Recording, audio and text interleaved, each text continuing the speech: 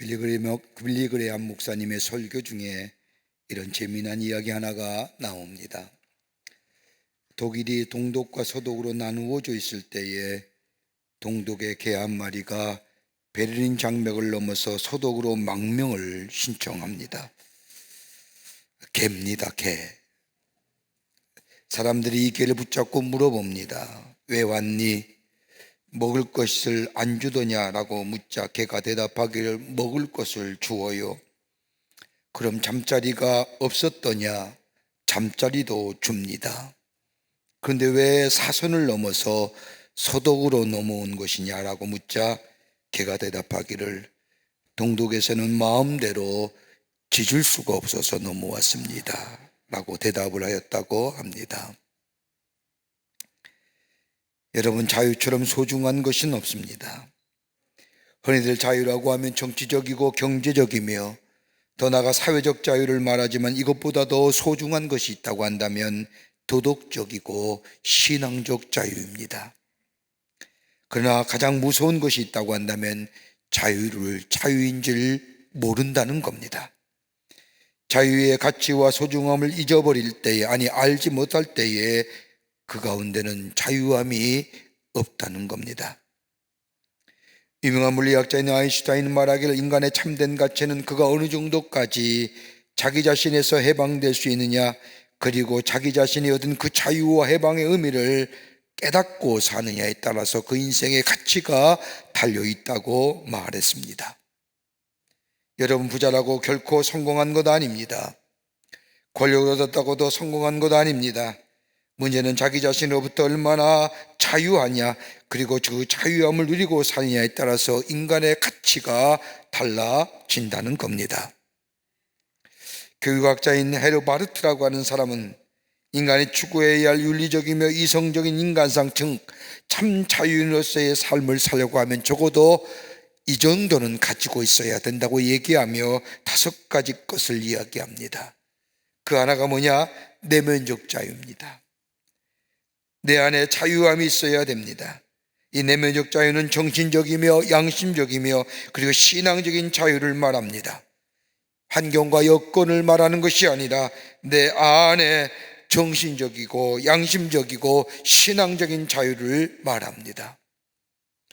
두 번째 있다고 한다면 절대적인 자유입니다. 여러분, 자유란 상대적인 것이 아닙니다. 절대적인 겁니다. 정치적, 경제적, 사회적 자유는 상대적인 겁니다. 그러나 내면의 자유는 절대적인 겁니다. 여러분, 내 삶 속에 가난하든지 부하든지 경제 건강하든지 병이 들든지 자유로워야 합니다. 자유롭지 못하면 그 자유는 참된 자유가 아닙니다. 유명한 남아프리카의 대통령이었던 넬슨 만델라 대통령이 무려 27년 6개월 동안 수용 생활을 마치고 나왔을 때 물었습니다. 어떻게 견딜 수 있었습니까? 어떻게 인내할 수 있었습니까? 라고 묻자 이 넬슨 만델라 대통령이 몸은 갇혀 있다 할지라도 내 마음이 자유롭기 때문에 견딜 수 있었습니다. 절대적인 자유 있어야 됩니다. 또 하나 있다고 한다면 자기 희생을 통해 자유함을 누려야 합니다. 희생을 통하여 자유인이 된다는 겁니다. 여러분, 주는 자는 자유인입니다. 그러나 받으면 미안한 말씀이지만 노예입니다. 내가 받는 것만 좋아한다면 그 사람은 노예입니다. 가만 보십시오. 신세를 지게 되면 그만큼 갚아야 하고 거기에 매이게 됩니다. 그러나 남에게 베풀며 주고 살면 그만큼 자유롭습니다. 네 번째는 자유는 정의에 기초해야 됩니다. 자유는 방임도 아니고 방종이 아닙니다. 자유에는 정의가 있어야 되고 그 위에 자유가 세워져야 됩니다. 하나 더가 있다고 한다면 자유는 책임지는 겁니다. 나의 자유로운 행위에 내가 책임질 수 있어야 됩니다. 나는 방종하고 방임하며 그 책임을 다른 사람에게 지울 수는 없는 겁니다. 내가 행동하며 그가 내 행동에 책임질 수 있을 때에 비로소 자유입니다. 이렇게 본다면 자유주는 쟁취하는 것이 아닙니다. 주어지는 겁니다. 간혹 가다 보면 자유를 마치 투쟁하여 쟁취하는 것처럼 생각하지만 자유는 그렇게 해서 얻어지는 자유가 아니라 주어져야 자유입니다. 오늘 본문의 말씀을 보십시오. 오늘 본문의 말씀을 보면 하나님은 이스라엘 백성을 향하여 애굽 땅에서 종되었던 것을 기억하라고 말씀하십니다. 이스라엘 백성에서의 출애굽이란 해방의 사건일 뿐만 아니라 억압으로부터의 자유함을 뜻하는 사건이 출애굽 사건입니다. 이스라엘이 출애굽 사건만큼 드라마틱한 사건은 없었을 겁니다. 아마 우리나라가 일제의 30년의 억압과 악제하에 있다가 해방과 자유를 얻은 것처럼 무려 430년 동안이나 노예 생활하던 이스라엘 백성, 하나님의 능력과 이적으로 자유로운 자 해방됩니다. 모세를 부르셔서 새롭게 하시어 이스라엘 백성에게 보내시고 하나님의 능력으로 이스라엘 백성을 애굽의 손에서 자유롭게 하셨습니다. 근데 문제는 정치적으로 물리적으로 자유함을 얻었지만, 해방되었지만 아직도 저들의 습성은, 저들의 생각은 자유인이 아니라는 겁니다. 여전히 노예였습니다. 조금만 어려운 일이 만나기만 하도 하면 애굽으로 돌아가자고 말합니다. 하나님이 저들을 부르시어 하나님의 지도자로 세우시고 저들 가운데 지도자로 세운 모세를 죽이겠다고 합니다. 우리나라도 이런 때가 있었지요. 일제의 30년의 압제에 있다가 일본의 군국주의의 패방으로 말미암아 8.15 해방을 맞이한 채 갑작스러운 자유와 독립이 주어지자 나라가 혼란스러웠습니다. 또 정치적으로 경제적으로 어려웠습니다. 더 나아가 얼마 지나지 않은 토지개혁으로 인하여 나라가 소란해졌을 때 사람의 삼삼오오 앉아서 이야기하는 거가 차라리 일정 때가 나았지, 해방전이 나았지라고 말했다고 합니다. 이렇게 말한 사람은 자유의 소중함을 모르는 사람의 이야기일 겁니다. 이렇게 말하는 사람은 아마도 자유인보다는 노예의 습성과 노예의 근성을 가진 사람들 것입니다. 오늘 우리 민족이 일제의 제국주의와 군국주의에서 해방한 지 77주년이 되는 기념주일로 예배드립니다. 일제의 36년 동안 우리나라의 주권은 처절하게도 빼앗겨온 시간이었습니다. 지금도 우리 주변에는 마음의 상처와 아픔을 가지고 사는 분들이 얼마나 많은지요. 대동아 전쟁과 태평양 전쟁으로 강제징용되어 총알바지가 되어 있다가 겨우 구사일생으로 목숨을 부지하여 돌아오신 분들, 강제징용의 노동자와 위안부 할머님들의 눈물, 많은 분들의 세상을 떠났지만 아직도 우리 주변에는 그 일본의 제국주의의 아픔들이 우리 가운데 여전히 있음을 보게 됩니다. 간간히 들려오는 일본 정치인들의 망언을 들을 때마다 가슴이 철렁 내려앉기도 하며 더러운 마음을 가지게 합니다.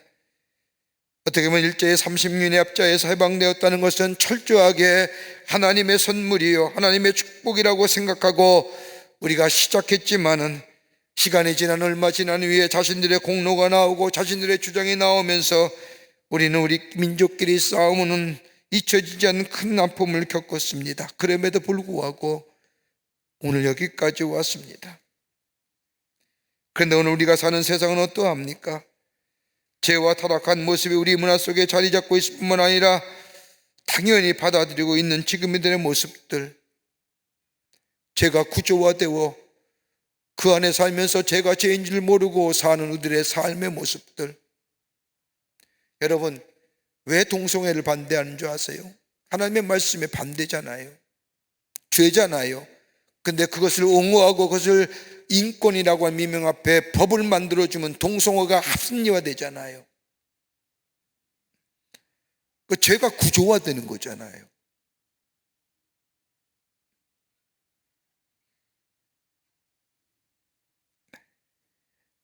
수많은 교회들이 십자가의 불을 밝히고 있지만 교회의 사명을 다하지 못하는 작금의 모습들, 정치가들과 그 밖의 사람들이 국민을 위한다고 말하지만 국민을 위하기보다는 자신들의 위한 정치가 되어버린 작금의 현실들. 한반도는 어떻습니까? 열강들의 각축전을 벌이고 있습니다. 저 북한은 핵무기를 공공하게 쏘올리면서 한반도의 평화를 넘어서서 세계의 평화를 위협하고 있고 자국의 이익을 위해서는 다른 나라를 침공하여 전쟁을 일으키기를 불사하는 이 세계의 정세 속에 더불어 우리를 도와줄 수 있는 나라는 없을 뿐만 아니라 우리 안에는 남과 부로 나누어진 것도 모자라 동서로 계층과 세대별로 나누어져 이 나라는 어디로 가야 할지, 사람들이 한번 싸우면 양보하지 않고 끝까지 싸워서 법적인 다툼으로 인하여 법쪽에는 고소와 고발이 넘쳐나 재판을 기다리기를 수몇 년.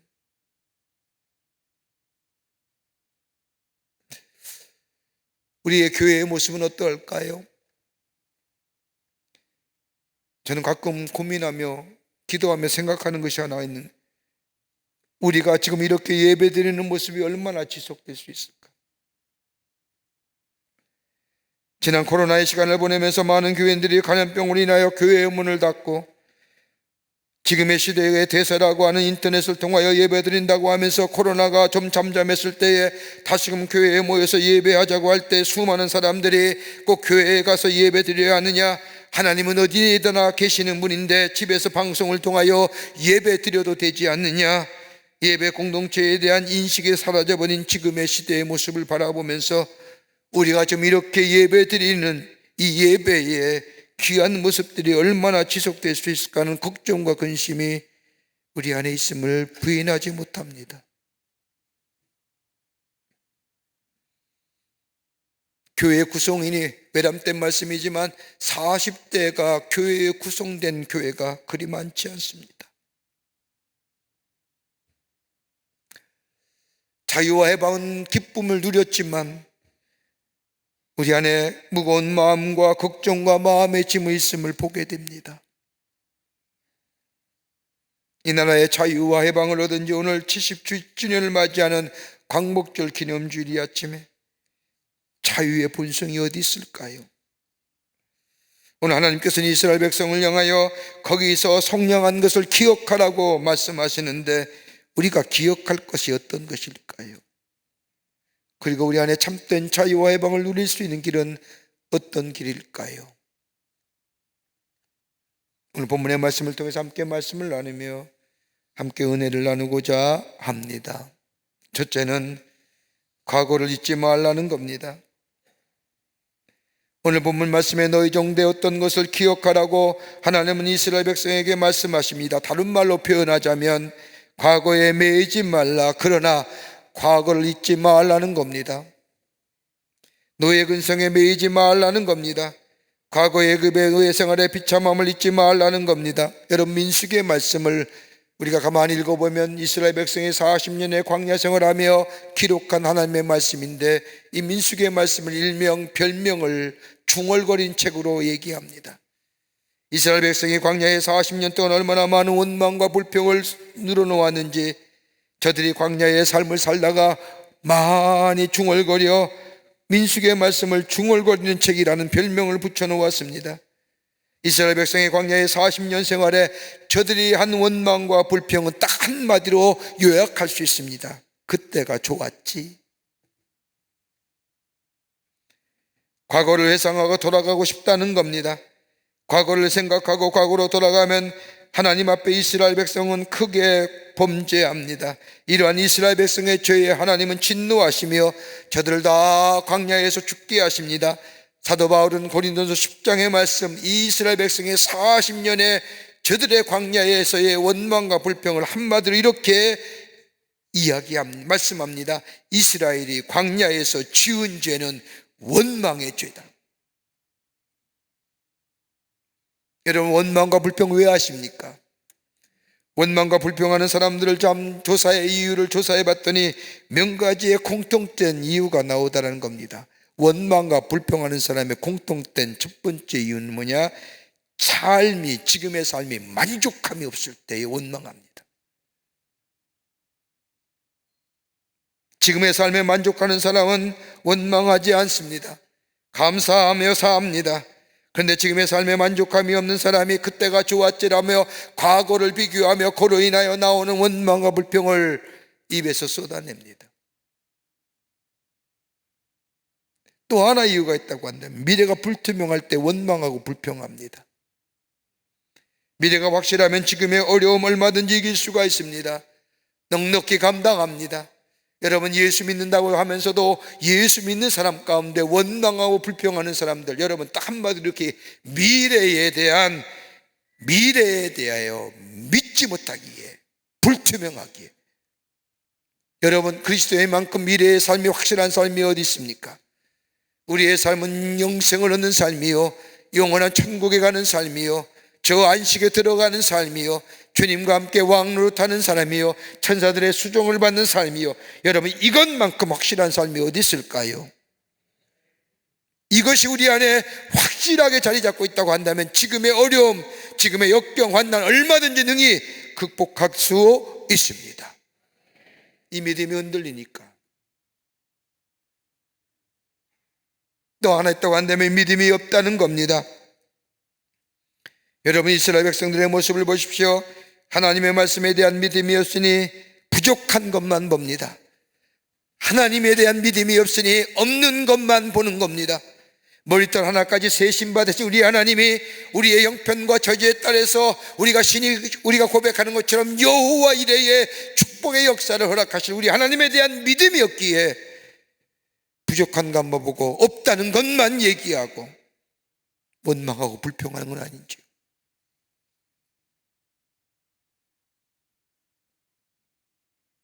여러분 기억하세요. 내 입술에 원망과 불평이 나오면 나는 여전히 자유인이 아니라 노예입니다. 여러분, 자유인은 감사할 수 있습니다. 노예 근성에서 벗어날 수 있는 것은 오직 감사입니다.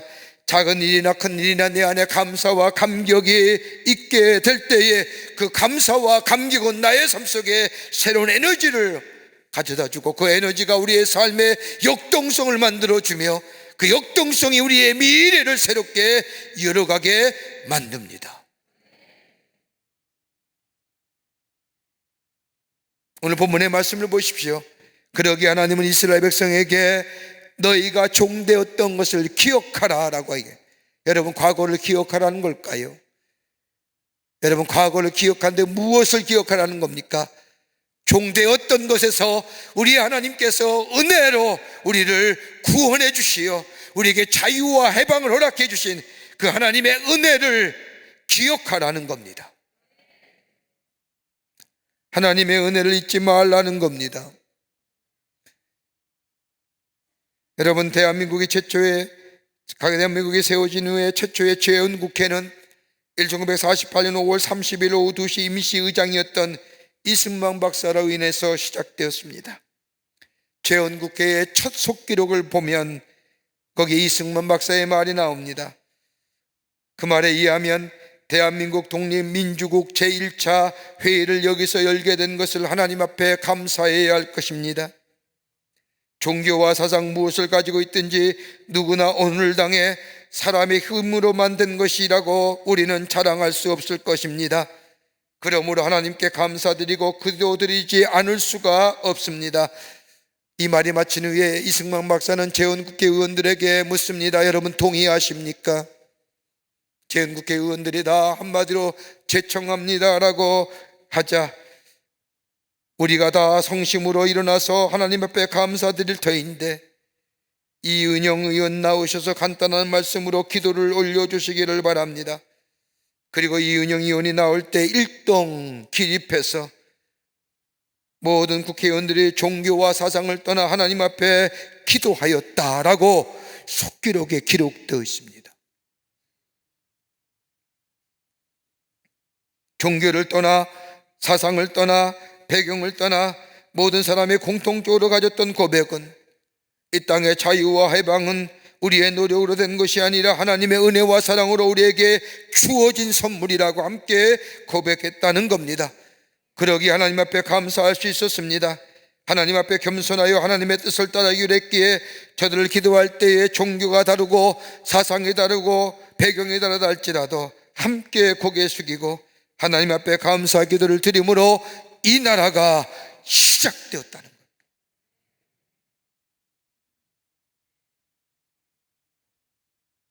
그런데 지금의 모습은 어떠한가요? 자유와 해방의 기쁨을 주신 하나님의 은혜를 잊어버린 것은 아닌지요? 먼저 믿는 우리 그리스도인들이 하나님의 은혜를 잊었고 산 것은 아닌지요? 하나님의 은혜의 자리 대신에 물질이 자리 잡고, 하나님의 은혜가 있어야 할 자리에 우리의 힘이 자리 잡고, 하나님의 은혜가 있어야 할 자리에 우리의 욕망과 욕심이 자리 잡고 있지는 않은지요. 그러기에 점점 이 땅이 무너져 가는 것은 아닌지.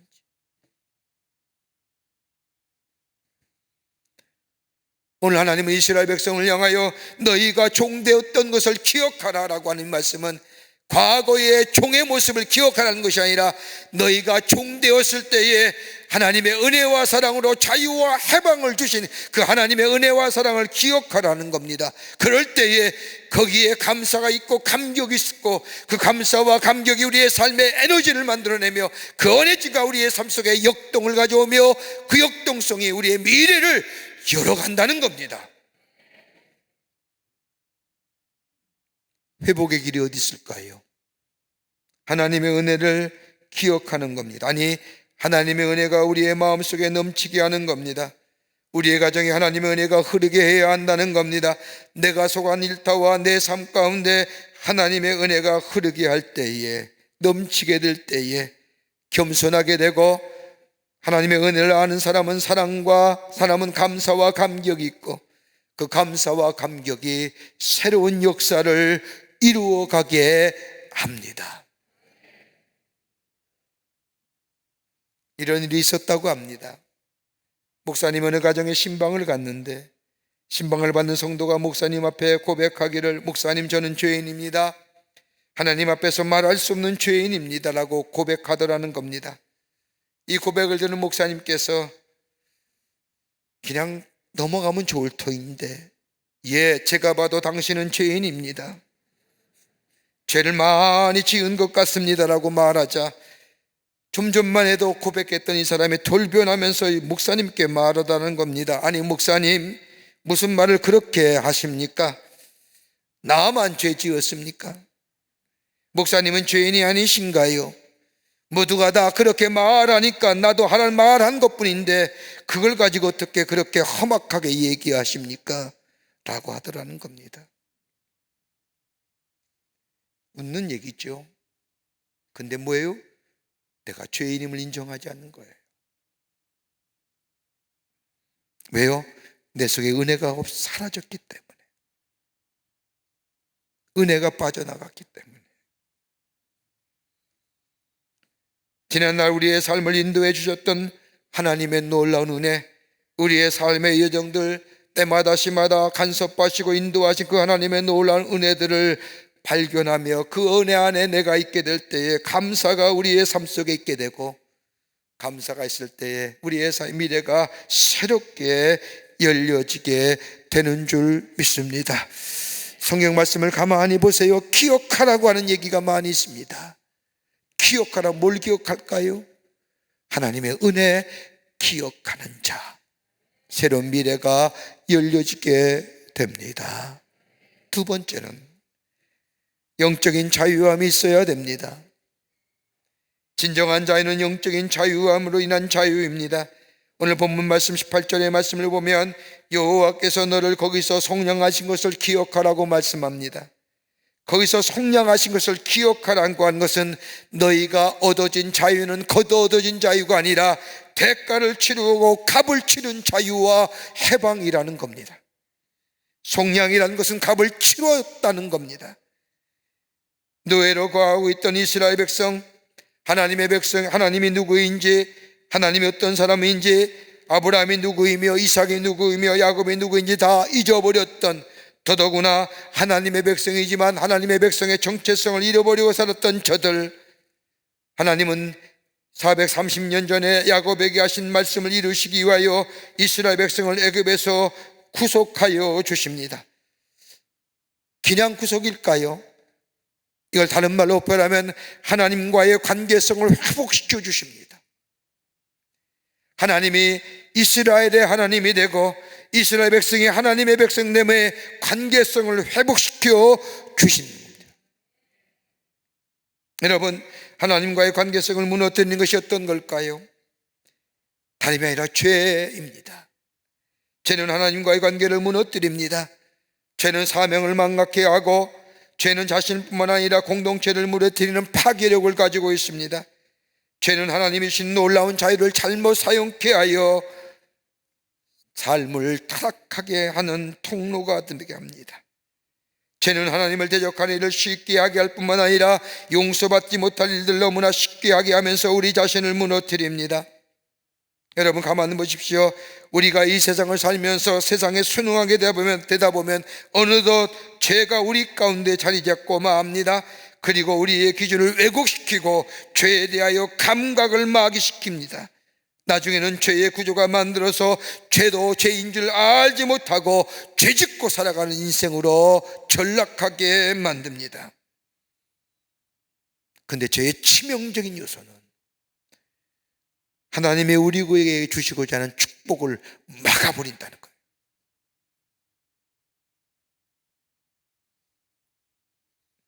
개인을 무너뜨리고 우리의 가정을 무너뜨리고 우리가 사는 공동체를 무너뜨릴 뿐만 아니라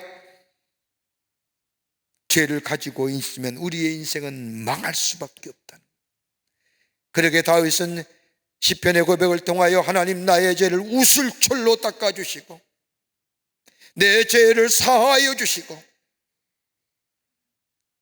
죄의 심각성을 알고 죄 앞에 직면하여 자신의 죄를 회개했던 것을 보게 됩니다.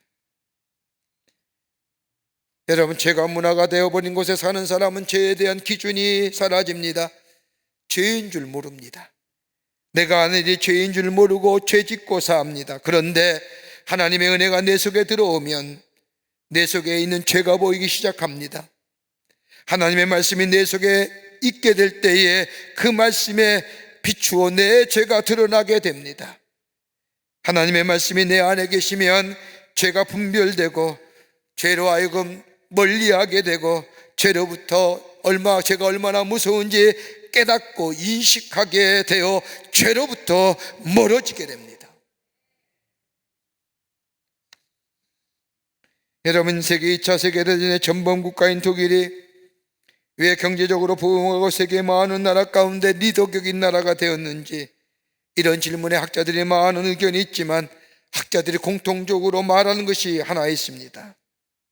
다름이 아니라 저들이 과거에 지었던 죄악에 대하여 직면하고 직시하는 용기가 있었다는 겁니다. 여러분, 지금은 얼마 전에 죽었지만 아베가 총리가 있었던 2015년에 독일의 총리인 메르켈이 일본을 방문해서 과거사에 대하여 언급한 일이 있습니다. 군대를 부활시키고 일본의 주변 국가에 저지른 만행을 부인하는 그때에 2차 세계대전 이후에 독일에 피해를 주었던 주변 국가들에게 어떻게 사과하고 배상했는지 메르켈은 아베에게 이야기합니다. 메르켈 총리는 주변의 국가와 화해하고 평화를 위하여 끊임없이 사죄하고 사죄했다고 말할 뿐만 아니라 전쟁으로 인하여 피해 보상금을 받지 못한 유대인들이 있으면 얘기해 달라고 끊임없이 자신의 조상들이 지은 죄를 직시하며 직민하며 다시는 죄의 과오를 짓지 않겠다고 부단히 노력했다는 겁니다. 죄가 얼마만큼 인생을 파괴한지 아는 민족이 독일 민족이라는 겁니다. 자신들 때문에 수많은 젊은들이 전쟁터에 나가 죽었고, 그리고 자기들만이 죽은 것이 아니라 자신들로 인하여 수많은 이웃나라가 고통과 어려움을 당하고 괴로움을 당했군. 이것에 대한 원인은 다른 것이 아니라 독일 국민들이 지은 죄라고 생각하기에 이 죄가 반복돼서는 안 되겠다고 생각했다는 겁니다. 죄를 직시하는 것은 괴로운 일입니다. 직면하는 것만큼 어렵고 힘든 일은 없습니다. 그런데 죄가 어떤 결과를 만들어낸다는 사실을 알면 죄를 직시하게 됩니다. 여러분, 폴란드의 아우슈비츠 수용소라는 곳에 가보면 가장 많이 방문한 나라가 독일 백성이랍니다. 독일의 어린 학생들이 수학여행차 아우슈비츠를 방문하며 자신들의 조상이 저지른 극악무도한 죄의 연장 앞에서 그 단계인의 잘못된 생각으로 인하여 무려 600만 명이라는 엄청난 유대인이 죽어간 그 연장을 보면서 저들은 다시는 역사 속에서 이러한 죄를 범하지 말아야 된다고, 안 되겠다고 현장을 보며 생각한다고 합니다. 생체 실험을 했던 저 독일의 바이에른의 부엔발트 수용소에 박물관을 세워 후대들에게 우리가 얼마나 역사 앞에 엄청난 죄를 지었는가를 보여주었답니다. 아프지만 고통스럽지만 그것이 회복의 길이라고 알았기에, 제가 얼만큼 무서운가, 얼만큼 파괴한가를 알았기에, 지금도 독일에 가보면 베를린 중심부의 총리의 관저와 국회의사당과 그리고 각국의 대사관이 밀집해 있는 공화국 광장 부근에 보면 유대인들의 희생을 추모하여 만든 2711개의 비석이 세워졌습니다. 유대인들의 추모비를 만들어 놓고 자신들이 저지른 만행과 죄악에 대하여 후대들에게 다시는 이런 죄를 지어서는 안 된다는 것, 죄의 대가가 얼마나 혹독한 것인가를 자신들의 후손들로 하여금 교훈으로 삼고 있음을 보게 됩니다.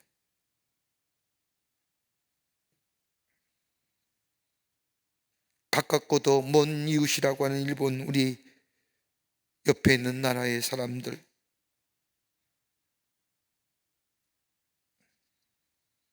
여러분, 하나님을 떠난 사람 삶에 저지른 죄는 나만 물어뜨는 것이 아니라 다른 사람에게 아픔과 더불어 괴로움을 준다는 사실을 잊지 말아야 됩니다.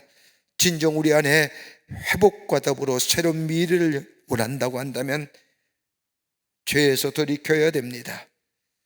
죄가 얼마나 무서운가, 죄가 주는 아픔과 고통, 그 사망의 권세가 얼마나 큰지를 생각하며 철저하게 내 삶에서 죄가 멀어지게 하며 회개하여 죄가 떠나고 주의 은혜가 우리 가운데 흘러넘치게 될 때에 우리는 온전한 회복의 역사를 통하여 참된 자유를 누리는 새로운 미래를 열어가는 놀라운 은혜의 백성이 될 줄 믿습니다. 끝으로 참된 자유는 사랑이 동반되어야 합니다. 참된 자유함을 누리기 위해서는 사랑이라는 것이 함께 와야 한다는 겁니다. 오늘 신명기 24장 19절 이하의 말씀을 보면 앞에서 하신 말씀과는 전혀 다른 말씀을 하십니다. 내가 밭에서 곡식을 벨 때에 그 한 뭇을 밭에 잊어버렸거든 다시 가서 가져오지 말고 나그네와 고아와 가부를 위하여 남겨두라. 그리고 또 다시 내가 감람나무를 턴 후에 가지를 다시 살피지 말고 그 남은 것은 객과 고아와 가부를 위하여 남겨두며 또다시 내가 포도원에 포도를 딴 후에 그 남은 것을 다시 따지 말고 객과 고아와 가부를 위하여 남겨두라. 3번이나 객과 고아와 가부를 남겨두라고 얘기합니다. 무슨 말씀일까요? 가난한 사람들을 기억하라는 겁니다. 다른 사람들과 함께 나누어야만이 그 자유가 참된 자유가 된다는 겁니다. 이기적인 것에서 벗어나라는 겁니다. 다른 사람을 향하여 살필 줄 아는 것이 자유인의 첫걸음이요 그 자유가 참된 자유라는 겁니다. 다른 사람이 어떻게 되든 상관없다고 생각하는 사람은 진정한 자유를 누리는 사람이 아니라는 겁니다. 어려울 때에 다른 사람에게 베풀 줄 아는 사람. 여러분, 지난주 월요일서부터 지난 주간에 얼마나 많은 비가 왔습니까? 비로 인해서 얼마나 많은 사람들이 피해를 입고 재난이 당했습니까? 여러분, 참 안타까운 것은 이럴 때마다 사회적 약자가 재난당하는 거예요. 얼마나 많은 분들이 피해를 입고 고통 가운데, 지금도 수해의 화막 가운데 어찌할 줄 몰라 계시는 분들이 얼마나 주변에 많은지요. 근데 여러분, 국민은 국가가 도와주잖아요. 근데 교회는 어떡할까요?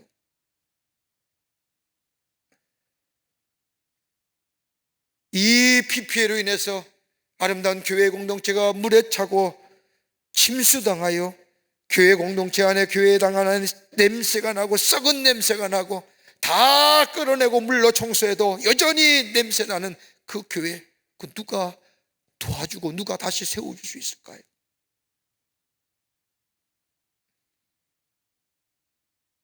여러분은 어려울 일 때마다 당할 때마다 교회와 성도는요 예외예요.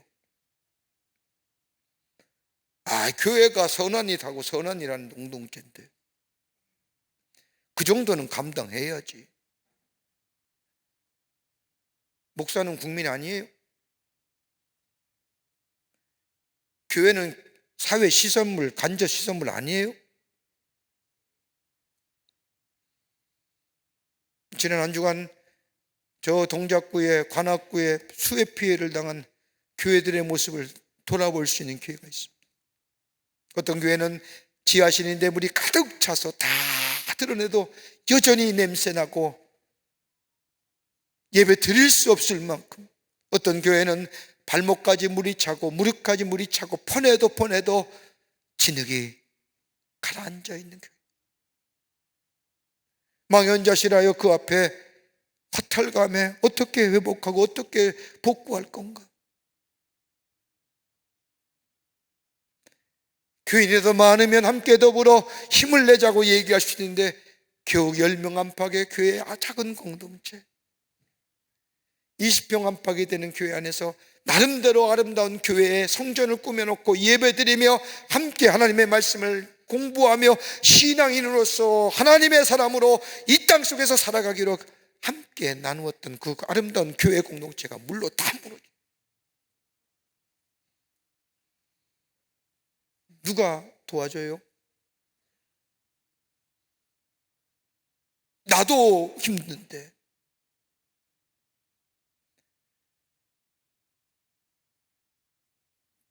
우리 연회 안에 14개 교회가 침수당했습니다. 아침에 우리 긴급하게 우리 장로님들이 함께 모여서 기도하면서 논의하면서 결의하기를, 우리가 좀 도와주십시다. 우리가 도와주십시다. 줄 줄 아는 사람, 나눌 줄 아는 사람, 여러분, 이것이 자유를 누리는 첫걸음입니다. 여러분, 가만 보십시오. 줄 줄 아시고 나눌 줄 아는 사람은요, 많아서 풍요해서 주는 사람 하나도 없습니다. 우리 교회도 비쌌거든요. 새벽 1시까지 물 퍼냈단 말입니다.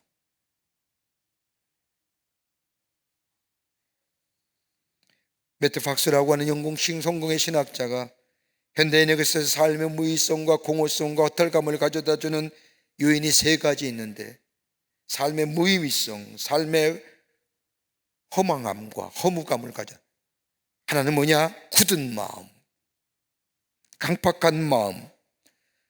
이런 사람은 다른 사람의 말을 듣지 않습니다.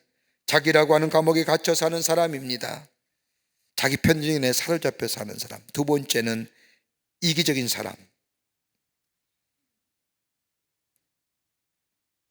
3번째는 무감각한 사람, 무감각한 사람. 기쁜 일도 없고 슬픈 일도 없는 사람.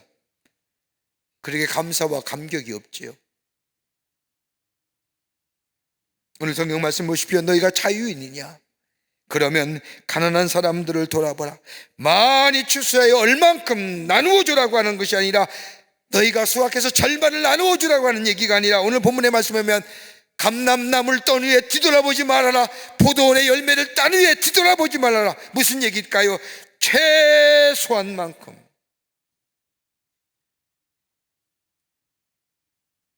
없는 사람 기억하고 도와주라는 거예요. 보리를 필 때 이삭을 남겨라, 포도를 딸 때 싹쓸이로 따지 말라. 이만큼 최소한의 자비의 마음을 가질 때 비로소 너는 자유입니다. 사랑하는 성도 여러분, 갈라디아서 5장 1절의 말씀을 보면 그리스도께서 우리를 자유케 하시려고 자유를 주셨으니 그러므로 굳세게 서서 사시는 종의 멍에를 매지 말라고 말씀하십니다. 우리가 누리는 이 자유, 거저 얻어진 자유가 아니라 pay the price 한 거예요. 값치른 자유입니다. 그러기에 은혜 알아야 됩니다. 죄를 멀리해야 됩니다. 이 사랑을 나누어야 합니다. 그럴 때에 우리 안에 참된 자유인으로서의, 본성으로서의 자유인의 삶을 살아가는 자 됩니다. 이런 은혜가 여러분과 저 가운데, 이 민족 가운데 있어지기를 주의 이름으로 축원합니다. 하나님 감사합니다. 저희들 사랑하여 주셔서 하나님의 자녀 삼으시고 우리를 자유케 해주시는 은혜 감사를 드립니다. 이 자유의 본성의 길을 걸어가게 하여 주시고 하나님의 은혜를 잊지 않게 하시며 죄를 멀리하게 하시며 내게 베푸신 하나님의 은혜와 사랑을 나눌 수 있는 저희 되게 하셔서 참된 자유의 삶을 살아갈 수 있도록 도와주시옵소서. 일제의 30년의 기나긴 아버지의 찬탈과 수탈 속에 살았던 이 민족, 하나님의 은혜로 자유와 해방을 주셨는데 이 자유와 해방, 하나님의 은혜로 우리에게 얻어진 이 귀한 것 잘 간직하게 하시고 우리의 후손들에게 물려줄 수 있는 저희들 되게 하여 주시옵소서. 성령이 우리와 함께 해 주실 줄 믿으며 예수님의 이름으로 기도하옵나이다. 아멘.